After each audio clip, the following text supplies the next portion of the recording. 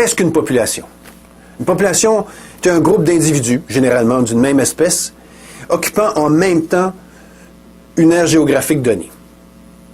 Donc, une espèce peut contenir plusieurs populations. Dans le cas ici, nous avons 2 populations. Alors, pourquoi dit-on qu'on a 2 populations et non pas 2 espèces? Pour bien saisir cette distinction, il faut expliquer le concept biologique de l'espèce. Ce concept stipule qu'une espèce est une population ou un groupe de populations dont les individus sont en mesure de se reproduire les uns avec les autres en nature et sont capables d'engendrer une descendance viable et féconde. Ces populations sont cependant isolées du point de vue reproductif d'autres populations. Il y a donc 2 concepts clés ici. Le premier, celui de l'interfécondité des individus. Le deuxième, celui de l'isolement reproductif par rapport à d'autres populations. Ce deuxième concept délimite, si on veut, l'espèce.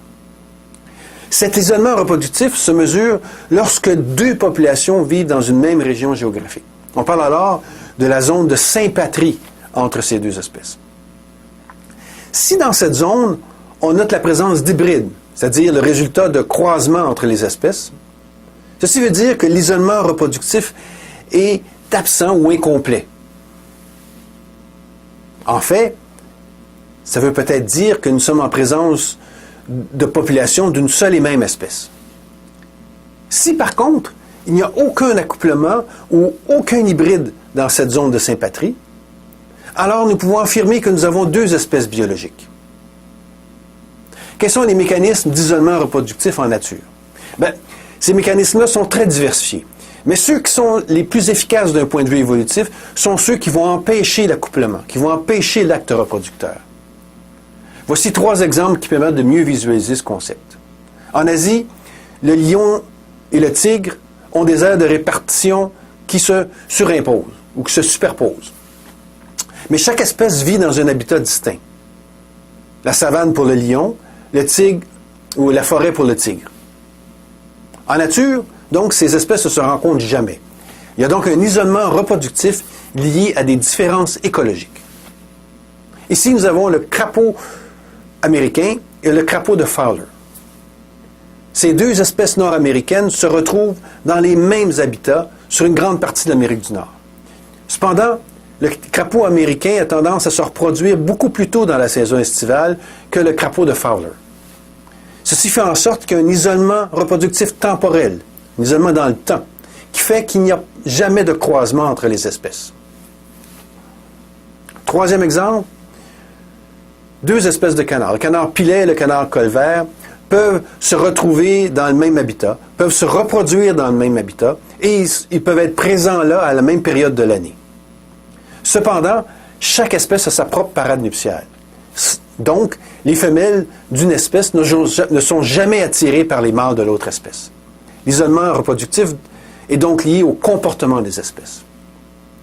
À noter que le fait que l'on puisse réaliser des croisements entre espèces dans une basse-cour, en laboratoire ou dans un zoo, comme c'est le cas ici pour les canards et les lions, ça n'invalide pas le concept biologique de l'espèce pour ces entités. De fait, le concept biologique de l'espèce ne se vérifie qu'en nature. Et en nature, ces hybrides sont toujours très rares. En pratique, cependant, il est très difficile de déterminer si 2 espèces sont valides du point de vue du concept biologique. La présence d'hybrides dans une zone de chevauchement entre 2 espèces, c'est souvent très difficile à déterminer, très difficile à trouver et très difficile à vérifier.